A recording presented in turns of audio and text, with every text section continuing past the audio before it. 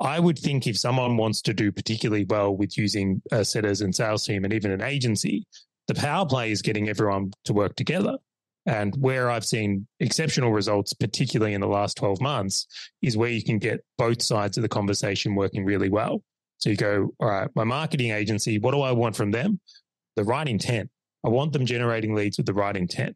And even if I have to pay more per lead for the right intent and the right quality, it's worth it. James Schramko here. Welcome back to my podcast. This is episode 1024. Today, we're talking about making more sales using setters and closers. And if you don't know what that means, don't worry, we'll explain that. Welcome to the call, Charley Valher from valhermedia.com. Hey, James, thanks for having me on again. Charley, you're going to guide us into this world because I'm going to say I've noticed something's going on. I've seen some things happening and I want to know more about it. And you are in a great position to share with us exactly what's going on out there in marketing world, sales world. Absolutely. I'm excited for this conversation because you actually asked me a question a few weeks back now. Actually, it might even be a few months. Time really does fly. About do you think I should get a setter? Like you were curious for your own business on the idea of like, is a setter the right thing to do? Should I have a sales team for my membership? I think many people out there are asking the same things or even have their own sales team and are questioning it. And I'd love to unpack it to give people more of an understanding, but also to share some of the pitfalls and where the wins are. Well, let's just set this up. You run a video marketing agency and you do a lot of paid traffic across different platforms, and you're working very closely with professional setters and closers for your clients as part of that process. So you've got eyeballs on all the different providers, the different ways people work. And then there's, of course, people who may not have any of that in place. And then there's the people who have it all in-house. So you've got the three major audiences. The first audience I think we should address is people who have no idea what we're talking about, right? Let's just define what setting and closing actually is. I'll give you my little hint at what I've seen, and then you can tell us what's actually going on. First thing is, if I like someone on Instagram, someone fairly famous, it's not long after they start engaging me in a direct message, and it's as if it's actually them. Like let's say, I'll just pick a random name. There's this famous person, like 83,000 Instagram followers called Fred. And if I just go and like or comment on their post, usually I'll get a message saying, hey, Fred here, thanks for the follow. Are you an e-commerce business as well, or are you just sharing the love? That's the kind of message I get. I now know this is not Fred. This is someone on Fred's team pretending to be Fred, and they're called a setter. I also know that high ticket coaches teach this technique to engage. I've even got inside my own training a playbook on conversational selling. And that is where I would engage with someone myself, being me. But setter's a whole new level of it. And I'd love you to take us into that world. All right, let's go back even further. James, when I first got on the internet and astutely, which I'll bring this up again, you pointed me towards your membership and the Google AdWords training you had in your membership that Mike Rhodes actually made. Originally, way back then, what you used to do is you would run ads on Google and you could take people to like a contact page. And it was crazy. People used to like go to your contact page and like call you. Who would have thought? Right, that was literally how we used to convert traffic from the internet, was take people to a contact page. People would ring a phone number or like fill out a little form, and that's how you got business. And, that might still work for like maybe trades or contractors like plumbers today, but it was working for a lot of different types of businesses as well. And then this next wave kind of came along where it was like webinars. So suddenly what people were doing, and people driving traffic like myself, we would run ads, get people to a webinar, and then what would happen is, based on the people that attended, we would convert the business on a webinar. And James, I think you did a lot of that back when webinars were a thing, and many of your students as well. Very long time ago. I was actually running webinars in 2007. My go-to webinar account had 1,000 seat license for $99 a month or something. It was a grandfathered one. Good deal. And I was able to sell webinar sales to people to come to my event, and the ticket price was about $4,000. I could sell $2,000 to $4,000 products via webinar when no one knew what a webinar even was. I had to call it an online training session, some non-webinar term, because only enterprise people were using webinars at that time. Yeah, so the case of, I'll go even further, right? And then it became like events or online challenges, and then there's VSLs. And what I've really come to understand is when we're talking about the idea of setters and closers, really we're just referencing a new way to convert sales. This is the what happens after we generate a lead, and then how do we turn that into business, right? How do we turn that into revenue and hopefully profits, although profits are not guaranteed. That comes down to how someone runs their business, right? But the way I look at this right now, in the last few years particularly, a huge shift has come around from, well, how we treat leads. And I've been in a very fortunate position because we are running so many ads and so much media. I get to be involved. Well, where are we taking that traffic, or where are we directing it, all those leads now to turn into business?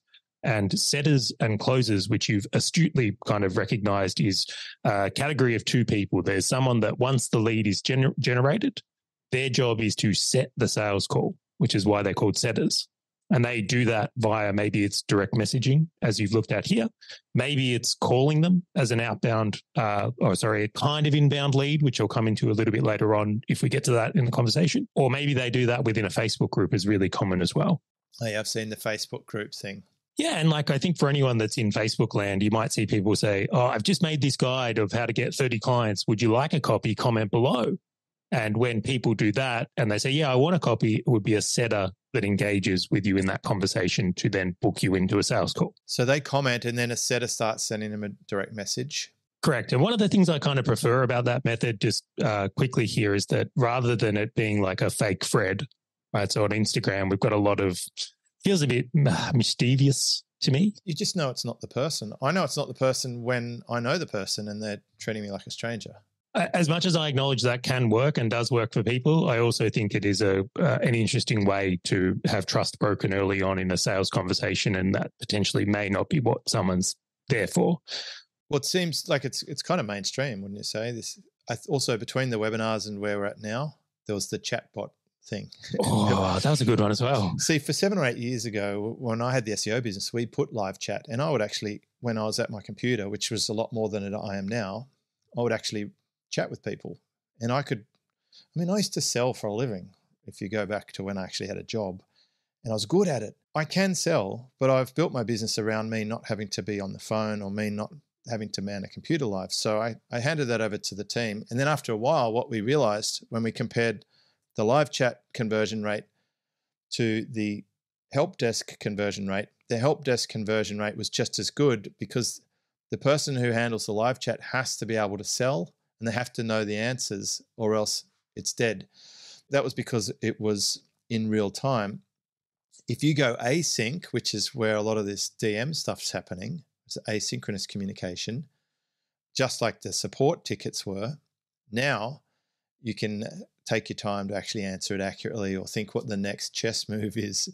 And I've tried many different responses to these setters to see where they take it. And it's very interesting. Some of them are really good. And then usually they just stop at some point when they feel like they've got to a dead end. It just doesn't move forward. I agree on this on many levels. I just think that there needs to be less, I don't like the idea of falsifying that it is the person. It's chicanery, isn't it, at the end of the day? Yeah. It's chicanery.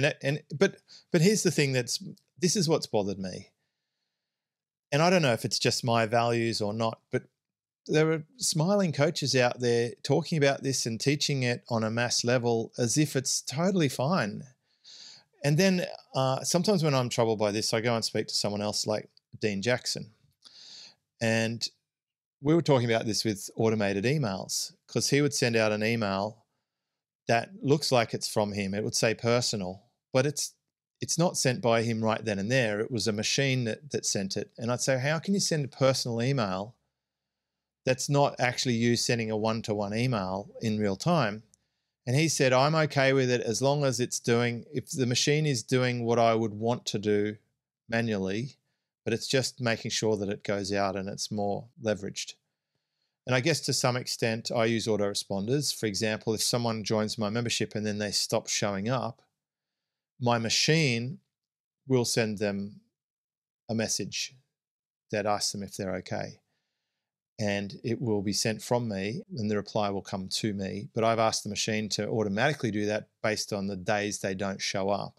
So for me, that's okay because I'm actually doing something automated to help them come back, but I'm not pretending that I sent it by myself. It still has, click here to unsubscribe. It's obvious that it was sent by a machine. But I'm still challenged by this where the big gurus are just saying, yeah, just do sell by chat. You got someone in there in your inbox and they're pretending to be you. The most honest ones I've seen are like, hey, it's Shirley here, Charley's assistant, and I'm just following up. For me, that's okay because that's actually real. It's true. All right, well, I'll just unpack some details in Please, that. help me get over this taste conundrum. is really here. But if someone's accessing, and just in this example, Fred's personal Facebook page, logging in through a VPN and pretending to be him, I don't love that. I really don't. If a Facebook page is set up and people understand it is a page and can much treat it like an autoresponder, I think there's more taste in that. I think there's a better way to do this where it can be recognized just like in your autoresponder thing.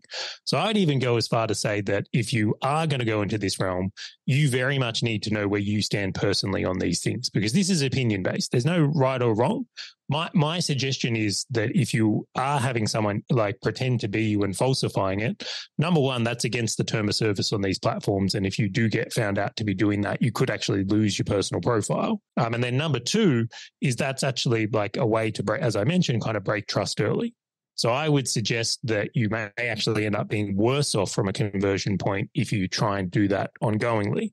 And with some of the organizations we work, they do an excellent job of, it's pretty clear it's not the person. How do they do that? Well, they do it, just as I said there, through using a page or using a brand page is another way to do it, or using a Facebook group where it's like they are posting something and saying who wants it, and then it's actually the setter who engages with them or the brand profile. And that's so the person that engages with them is clearly a different person than the person who. Well, let's just say Fred's business has a setter called Dave.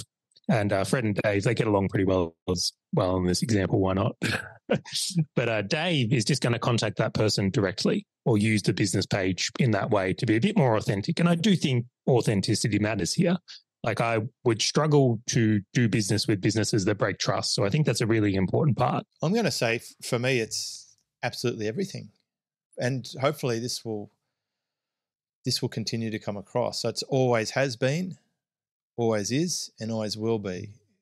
And I'm prepared to not make sales because I will not cross that line. But I want to know what tools are available to me that I can use if you still want to do it with an authentic approach.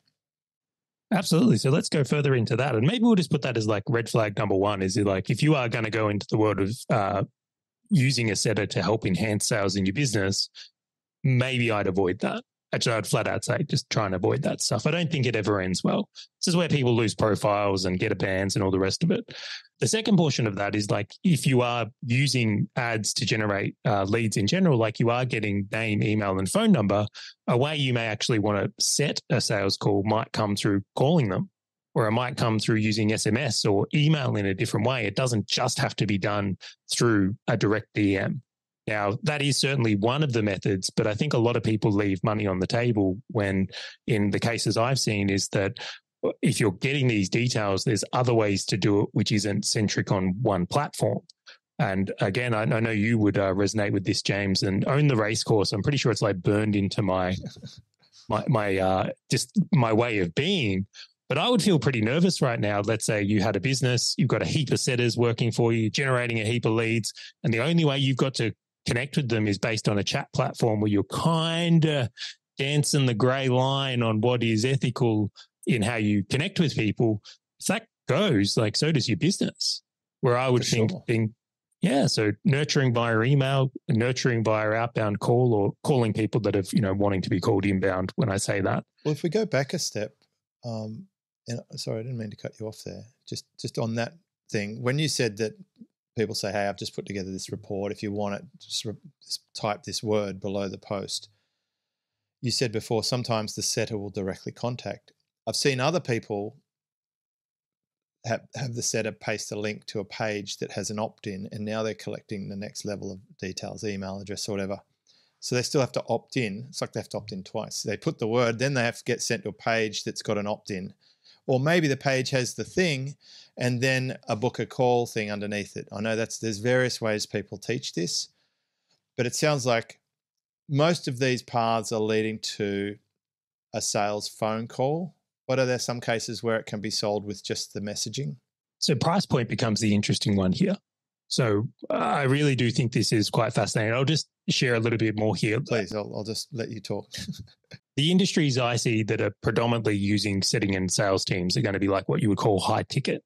So I'm going to set the barrier on high ticket and say that if you sell a program that's maybe $5,000 or more, you're in the coaching space predominantly, not always, but predominantly, that's where you're going to be using setters and closers. If you're selling a product, let's say under $1,000, that potentially can be just done via chat. Now, there's a big nuance with that in like brand power. So, for example, I'm pretty sure Elon Musk could sell a $10,000 course via a tweet. Well, he could sell flamethrowers and stuff. They sell out straight away. Yeah, so if you're Tony Robbins, right, you can probably sell more by chat. But if you don't have the brand power at that level, well, then you may need to accept that for where I'm at, I'm going to use this setting and sales team component. And I also look at it and go like quality matters here as well. So you mentioned like double opt-ins before. Double opt-ins are a great way of making sure someone's serious. So if you're going to have a setting team engage with people, noting that you're like paying people to spend time communicating with them, maybe you don't want them dealing with anyone that hasn't double opted in, so that you know they're spending more time with quality people and having a quality conversation. And something I've seen numerously in this space as well is we've often generated a ton of leads for businesses, but like there's one setter and he just can't get through it.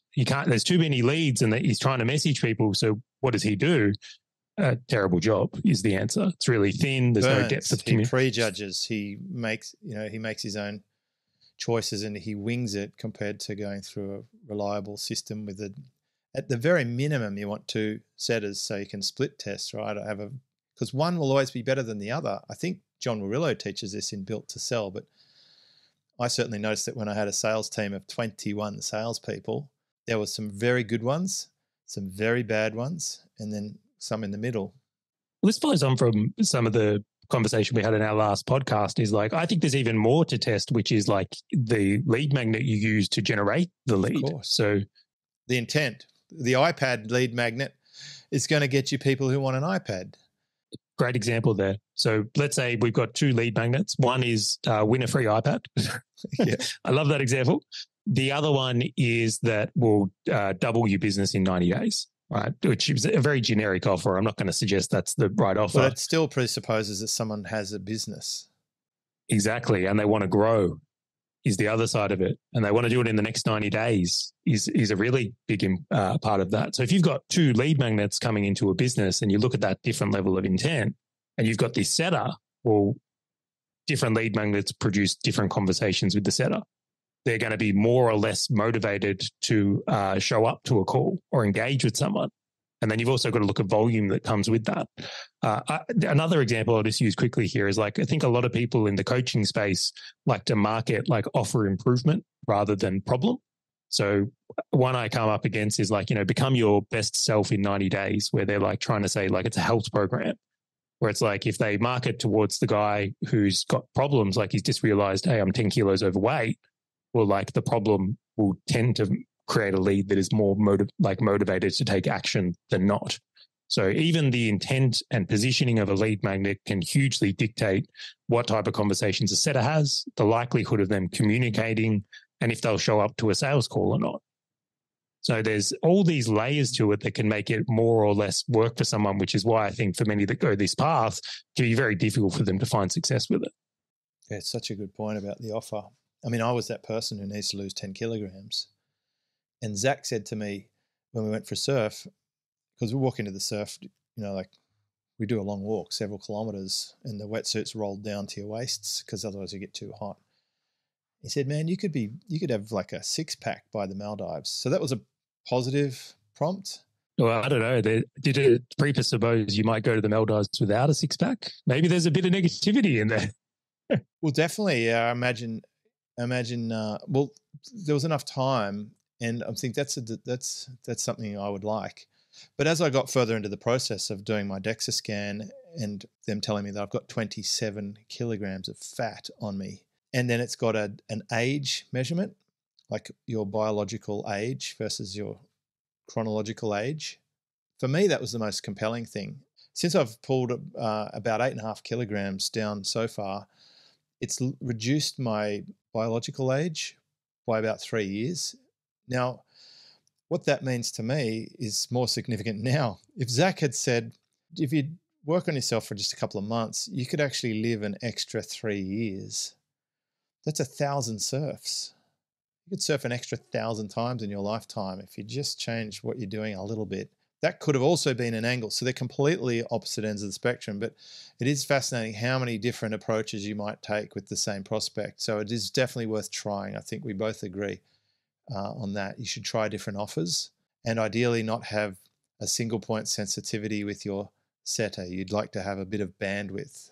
Now you work with multiple people, right? Different agencies who do this type of service. Yeah, so we work alongside many what I would call like sales agencies these days, where think of like you have a marketing sales agencies. Yeah. Yeah, absolutely. So just like I provide marketing services, they provide setting and closing services or provide recruitment to those types of things, which I think is, again, just a different conversion mechanism than what we used to have versus like webinars, as we discussed before. And some would say you don't really need the old conversion message. Like you wouldn't actually need a full-blown sales page anymore. You really just need a front piece of content like video on social, and then an engagement that moves people to private chat. And by the way, like whole young generations, they don't use email, right? They all use messaging, I've noticed, because I got kids and I have a team and they're all younger than me. They all use messaging. And then you can get onto a call, then it's like it's either a wire or here's the page with the cart. You don't actually need the sales page. You could skip all of that these days with this new way of selling, right? I see this as no difference to once upon a time you would only do things at the bank teller versus today you do them via the app. It's just the tactics have changed, but the ideas behind it haven't. And I look at that and go, this is what's exciting about this opportunity. And then what it comes back to is like essentially ROI. So you might be running webinars today, but if there's a more cost-effective way to make sales that isn't reliant on time-based events, because you've got a sales team that can work, essentially every day or in every time zone, it's a potentially better opportunity for some businesses. And these things combo and stack, right? I've got a client who does tens of millions of dollars a year and he runs webinars.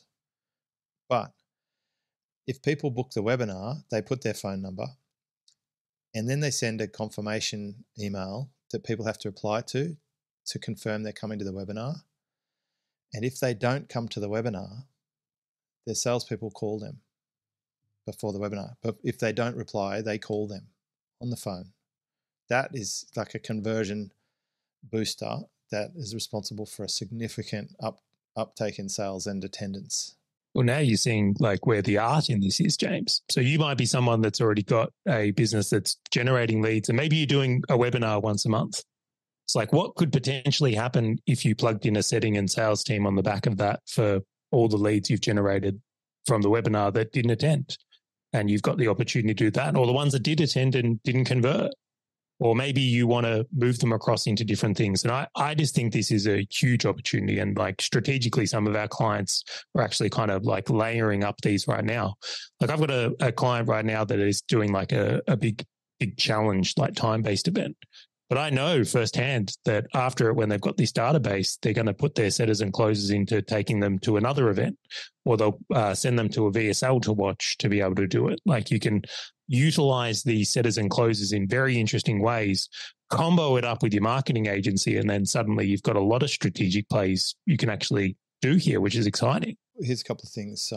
My point before is pointing out that you get exposed to all the different suppliers is, as a business person, I'm getting approached every day from setters and closer type companies. They're offering to get me X thousands of extra sales in the next 30 days or pay nothing, all this sort of stuff. They seem young. I'm thinking there's like 17 to 19-year-olds. Clearly there's someone teaching this and giving them a script because it's pretty much all the same shit, the same approach, offering to follow up my leads for me, etc.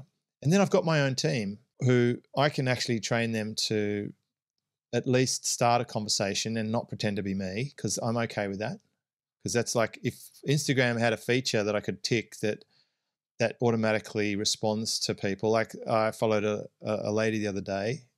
Every time I comment on her post, I get an automatic message in my inbox. Like clearly she's running some kind of software for that. Because I know the lady, I've spoken to her many times, but it's automated. It's happening.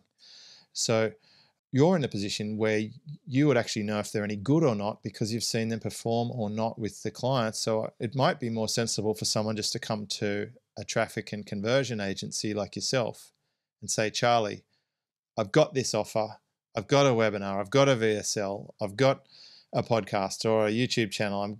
I've got a Facebook page. What do we plug into that? Who do we plug in? How does it all work? That's a great question, James. It is. Because I've seen this fail hard as well, numerous times. So we work with some of these, what I'll call like conversion agencies. I like that. We're going to name it that. And why they come to us is because business doesn't necessarily have the lead flow or volume to actually make that conversion mechanism work. So they end up employing setters and salespeople that there's just no one for them to call, or there's no one for them to engage with via DM. They're not getting enough sales calls on the calendar. I would think if someone wants to do particularly well with using a setters and sales team and even an agency, the power play is getting everyone to work together. And where I've seen exceptional results, particularly in the last 12 months, is where you can get both sides of the conversation working really well. So you go, all right, my marketing agency, what do I want from them? The right intent. I want them generating leads with the right intent. And even if I have to pay more per lead for the right intent and the right quality, it's worth it. Because if I'm going to employ setters and salespeople, I want them engaging with quality and leads that have a likelihood of converting into business, not just getting a free iPad. So I think that's huge. But then the other side of it is there's this whole notion of it to address in ways of volume. And volume is a really important part of the conversation as well. And I want you to imagine that your marketing agency is like a dam at the top, and then there's levels below it. The next level down is the setters, and the next level below it is the closers. If you don't control the flow of that water astutely, then you can end up in some real challenge. So if you let go too much water at the top, your setters are going to be loaded, but then you've got no leads coming in. So the setters, like, they want a consistent flow of water so that they can appropriately get to people and have in-depth conversations. On the other side of things, if you've got one setter, but you've got 10 salespeople, your ratio might be out of whack where it's just impossible for them to generate enough sets to turn into sales conversations. So where I see a really interesting dynamic and the most success come from is if you can get everyone communicating regularly, like navigating the flows of water in this like dam analogy I'm using here. Do we need more leads this week? Like, are the setters got enough to work with where it can be viable? Is there too much? Do we need to pull back this week? Are there the right intent or the right countries? I think can make such a huge difference. One of the clients, and I will give these guys a shout out because they've done an excellent job on some of the accounts I've worked on. Sales Sniper is their name, Australian group. They are excellent in feeding me data on like, hey, we made the most sales from, and I'll just use an Australian example here, people who live in Sydney, right? That's where we're making the most sales. Is there any chance you can not only tweak the intent, but can we get more leads that are actually from Sydney because they're more likely to convert? They feed that to me. I can put that in the top of the machine. And then now we've got a whole way working through where it's like the most effective cost per sale rather than just like cost per lead. And the organizations that do that well and the campaigns I've been involved in that operate like that tend to have a higher rate of success, which isn't surprising. Where the ones that don't do so well is where it's like marketing and sales, like it's a versus series. So we go into a meeting, and I have to share this. I still can't believe this happens, but it's like you go into the meeting, sales guys will get up and just say, look, the leads are terrible. They're really low quality. And then the marketing guys, which is me in this scenario, go, the sales guys are terrible. They just can't convert it. And it's like the most unproductive conversation ever, where it's not a collaboration. And if marketing and sales just end up in a head-to-head, it's like, I feel like that is just wasted bureaucracy, where the idea of being able to work through that and use that damn analogy once again and get the intent right and feedback on what's actually converting, that's where real growth lies. It also helps if you've got a couple of salespeople and say, well, Freddie can sell the leads, but Peter can't, right? So Freddie's clearly doing something differently. Maybe we could have a look at what he's doing and put that best practice across the team. So just to clarify, if you just had a low ticket product, maybe you only need a closer and they might be able to do it by chat? Potentially, yes. Okay, so that's the short chain. Low ticket, a chat closer. And I've seen this with a client of mine. He had a product that was a couple of $1,000s and he paid a guy to send emails to everyone he'd had a go at, everyone he'd emailed. They set up a new email send from that. He was a brilliant copywriter and an email writer, and he could milk sales out of that list, drive them to the cart to buy. He would be what you call a closer, I suppose, but he was doing it via email, which was really interesting. So I reckon there's a couple of levels here. The setter is setting someone else up to close. The closer is the one who makes the sale, and the sale could be via chat or could be over the phone, the main mediums we're talking about here. Yeah, absolutely. So just to go over the mediums, like phone, definitely very viable. Text message, very viable. Email, very viable. And then DM, I'll call it, which is like direct on, whether it's Instagram or Facebook or whatever it is. Like there's actually like 4 avenues a setting and sales team can work. And in a lot of cases, if you're generating leads, you might have the access to do it on multiple. So again, you're getting name, email, and phone number. It's like, well, you've got email and phone number as just the first 2 there, and you might already have them in a Facebook group or something like that. So a lot of opportunity and a lot of different pathways. And you recognize this before, James, is like the split testing. If you've got 2 setters, 2 salespeople, and then you've also got text versus DM, you can really work through what might be most effective. And I just want to throw a little something on what you said before, like brand power and recognizing that as well. So in your case, and I'll just use you as the example here, like you've got a very strong podcast and a very strong brand.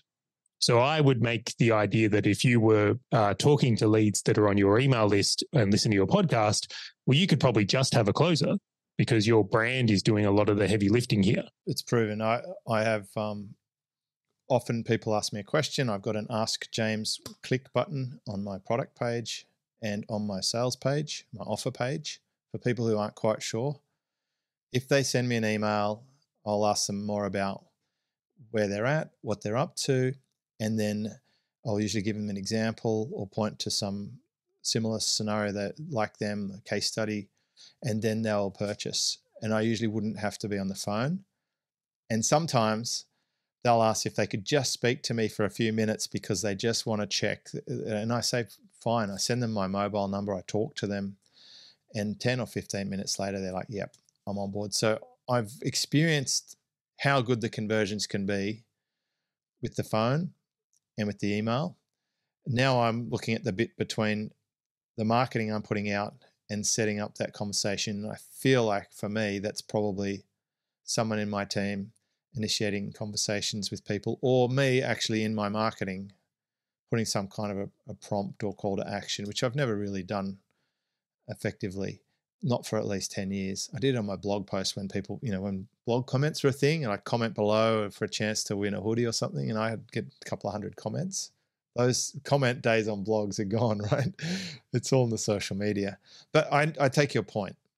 I feel like there's enough brand equity that a little bit of a change would bring a big result. And I want to do it ethically with values consideration.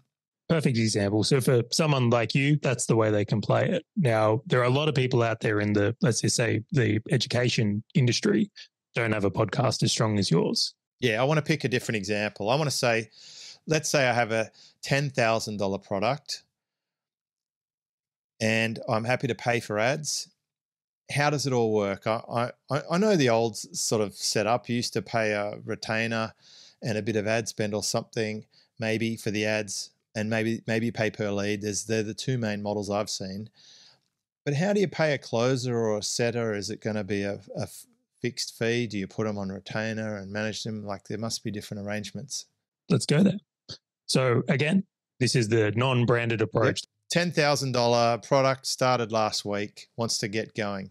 So now we turn into it, because the podcast in your example was doing the heavy lifting, that's now taken out, and you're going to do that via probably video content, whether it's a short VSL or social videos that you run ads to, right? And that's going to be your way of engagement. Then you're going to have a bigger setting team. So because there's not as much trust in the brand, your nurturing has to be better by email, by a DM, by a phone, and then you're going to have closers that work on the other side of it. Now, in a lot of cases, setters and closers will actually work on commission. Not in all cases. Like some of them may want a base, and you may even elect to employ some, but from the setting and closing side, a good portion of them are very commission-based. And I think sales in general is a very commission-based industry. There is this like hybrid model that comes out, and I've seen that for salespeople that maybe want a bit more security, they might have some sort of base that's low, and then they're incentivized by the amount of sales they make, where maybe they get a set amount per sale from there. Marketing agencies in general, I've seen two things unfold, which is like retainer-based and pay-per-lead-based. Now, both models can certainly work. I will say there's examples of that, and we both know people that's there. It will come down to what's right for your business in that case there.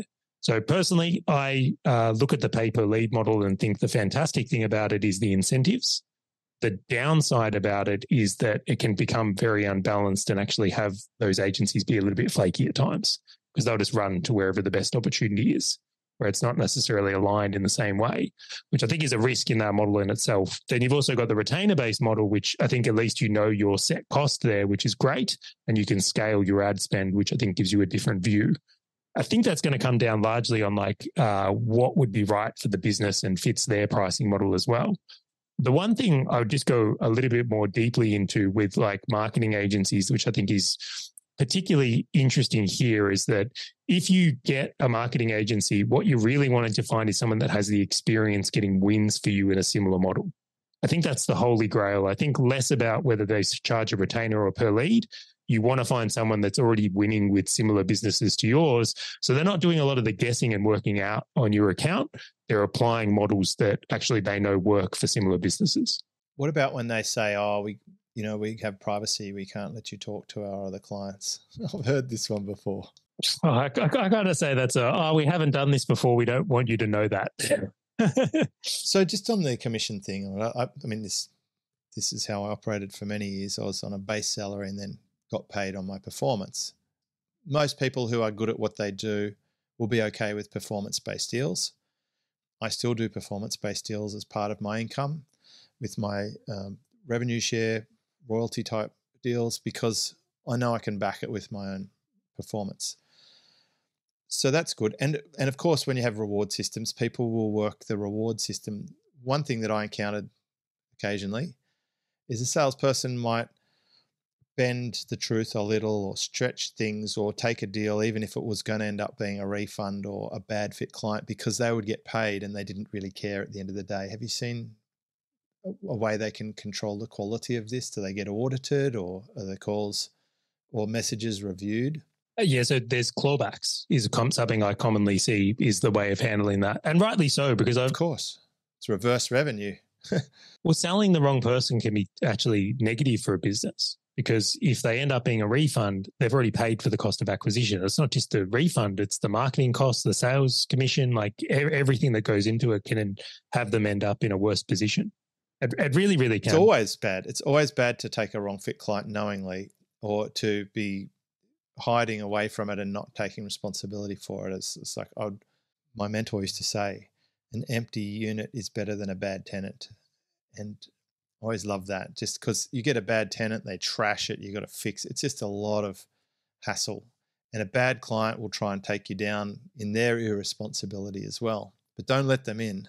So there are audit trails as well. Do the people review messages and on the setters and say, hang on, why are they saying this to the client? So this is the other side of it. A lot of people love the idea of hiring people on commission because of like incentives. But I think you have to acknowledge that if you're going to do that, you need to be an organization that, even in this example, you have to audit stuff and hold people accountable, because this can get out of whack in a really big way. And then the other side of this is the amount of times I've had someone come to me and say, why won't you run a marketing agency just on performance? I'm like, because I'm concerned you won't be able to do your part as well. Like as a marketing agency, like I don't have the margins that a salesperson does. So a salesperson has very little to no expenses. So for them, they're not carrying any hard costs or very little hard costs. In a marketing agency, like my margin is nowhere near that, nowhere near. So the idea being is that if someone's business becomes at capacity and they can't take any more leads, well, I can't make any more money. So how am I meant to pay my team? Or if a business has something where they're refunding or they can't get the sales guys in place, like I take on the risk of you being able to do your job in the other areas as well. So that is something you really want to look at and consider when you're trying to create incentives, is they have to be aligned, and you have to be the type of business that can create the type of opportunities where people can do well. If you bring a salesperson on and they need to be able to make 10 sales a week to pay their bills, to make a reasonable income, and I'm not suggesting exuberant incomes, but you as a business only have the ability to service 5 clients in that same time, there's a mismatch. It's never going to go well. Right. Or if you are someone that can't generate the leads and you've put this person on, like, how do you expect that to all come to be? So I think the business owner, while aligning incentives, awesome, I'm for it. But at the same time, you also have to take responsibility in making sure that there is opportunity for people to capitalize on that so they can get these rewards and incentives. Otherwise, if you limit them, they'll just move on. Yeah. My other mentor said, anything out of alignment for too long it'll break. It won't survive. And it's really interesting hearing about the responsibility. Gosh, boy, did I learn that lesson in a huge way. When I quit my job in 2008, and before I had the consistent income of my membership from 2009, I was doing a lot of super affiliate work. I was driving thousands of dollars worth of traffic every day to a handful of offers. And one day I turned on the content network for my Google campaign, and it just blew the ad up across the whole network. And it drove so many sales. It's about $8,000 worth of sales overnight. I woke up in the morning. I had a message from the CPA company, Mike Hill, saying, dude, you just melted down our whole network. You just beat out every other affiliate. This was just insane. I saw my ad spend and I'm like, oh my God, it was like $4,000 in ads. And then I saw the sales card and it was like 7,800 in sales. I'm like, oh, wow, I just made $4,000 while I was asleep. But the company couldn't deliver. They couldn't package and send out the stuff, and they all cancelled, and then they went broke, and I never actually got reimbursed for my traffic at all. So I was carrying the can on that cost on my Amex. And that was one of the incidents that caused me to say, you know what? I'm only going to promote things that are recurring from now on. It's a valuable lesson to get early on. And it was that Christmas, the first 5 months after I'd quit my job, I had a cash flow crisis because I had money coming in, but I never got paid back for the money that I'd spent, and it just bottomed down to the bottom, and then it went back up. And I always had good money coming in, but the costs, when you're spending $2 or $3, $4,000 a day in ads, it really adds up in a month. It was a very small business, so it was a good lesson. But you do have to make sure that the capacity is balanced. I call this the marketing capacity seesaw. That you've got enough leads coming in to satisfy a salesperson, but not so many that you blow them up and they start dropping the ball and you cause actually a really negative experience for people trying to buy from you. You've seen those stories. I'm like, I'm trying to buy from these people, they don't even call me back. When it's not a squeeze on interest rates and when the market's all good luck trying to get a real estate agent or a car salesperson to call you back. It would never happen in a million years. As soon as there's an interest rate crunch, the market grinds to a halt, and they're ringing you up every day. Hey, just checking in. You got any plans to put that property of yours on the market or whatever? Like, no. Hey, your service is due for your Subaru. I'm like, hey, look, I sold that last year. Like, they're really desperate. They're calling up now for services, Charlie. I've never seen that in my lifetime. What an interesting shift in that market it's been. Fascinating to watch. But the good news is that if you're not using setters and closers, but you have medium or high ticket product, and even if you're not well known, you could find a good agency like Charley's to start driving traffic and start making sales Do you draw on different agencies to match up according to what the client has or who's had the most success with that in the past? Absolutely. So quite often what happens is when people reach out to me, I do an audit. I call it an audit. I know you don't love that word. I Maybe love the we'll word call audit. It's fine. Yeah. I mean, it's way better than gap analysis. We'll call it a review. We'll go with that one. Maybe that's a bit more gentle, but I love to go in there and review people's stuff and have a good look. And then mentally, what I'm doing is I'm looking at their situation against what I know works. And I'm going, well, these are the pieces that are going to fit for you.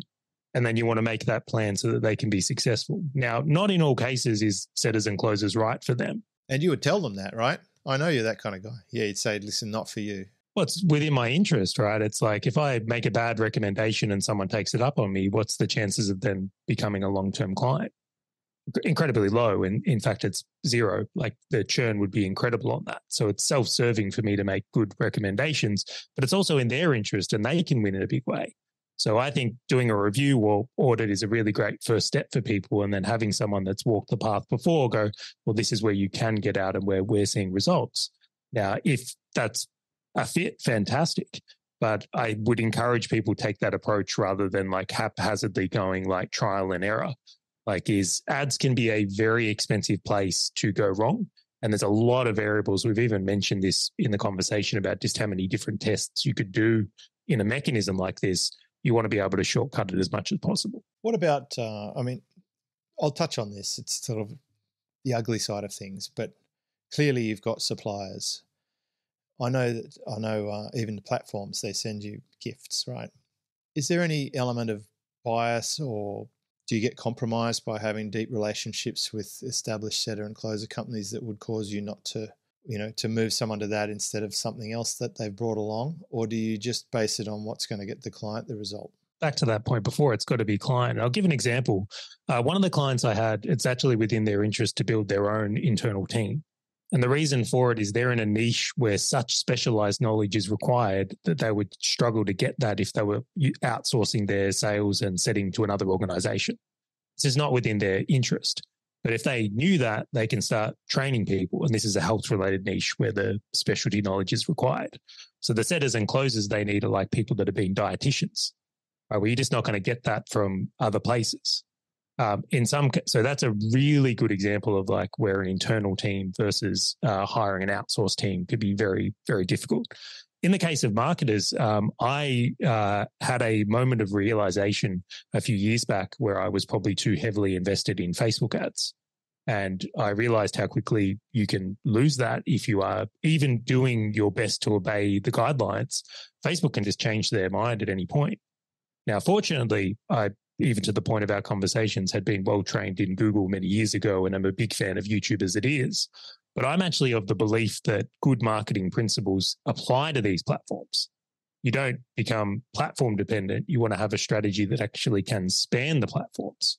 So if you can make a great video ad convert on Facebook, the chances are you can make a great video ad that'll convert on YouTube or on TikTok. The demographics and platforms will be the ones that will kind of cater what is a better place to run that or not. But I'm of the view you don't want to be locked into one of them as just a core thing because of the risk that comes from it. Maybe okay when you're small and getting off the ground to be a little bit platform centric, but over time is you want to have options, because I don't think I know anyone that runs Facebook ads that goes, oh, it's really smooth and consistent. I never have volatile weeks. Oh, Facebook never changes stuff. So that's one of the great things with Valher Media, right? Your multi-platform, multi-setter, closer, supplier friendly.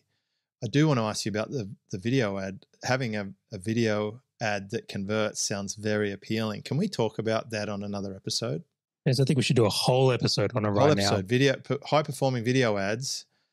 I'm really getting into video at the moment, Charlie, and also I've got to thank you again. During the week, I had a coaching call. We meet every single week with my members, the James Schramko community in the mentor level. And my other participant, the lady, she said, wow, what is that camera you're using? Why is your sound so good? I just 2 words, Charley, Valher. He set me up with the good gear. He just knows this stuff. I think you have too much talent for one person, Charley, but I appreciate you always sharing here generously.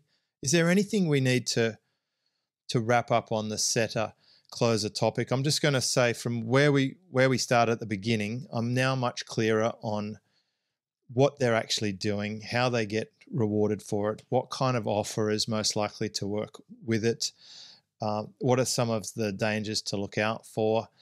Clearly, if I thought that it's something that I might be able to incorporate or not, I'd go to you and I'd ask you. That's the simplest possible thing. You're now offering an audit /review /diagnostic /chat, etc.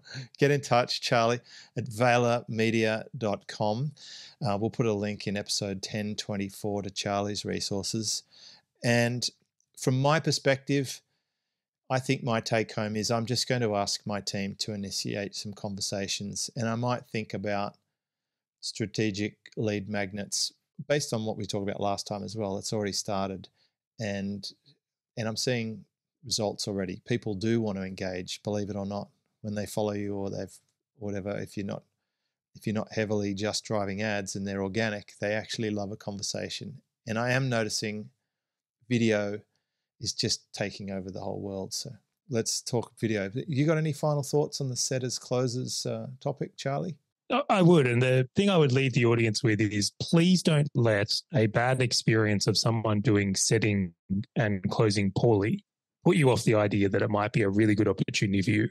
It's the same thing of going, well, if you had a bad meal, well, I'm just never going to eat again, right? There's people in every industry doing a terrible job at something, I can assure you. And this is one of those things where there's a lot of nuance to it. And if you're unsure, as you've just referenced, like you can hit me up on socials or come and do a review with me. I'll make sure I give you a link to that as well, James. It'll be in your show notes, no doubt, if anyone wants to come and learn more about this topic or what could be working for them in ads and media right now. Thank you, Charley. I appreciate it. This is James Schramko.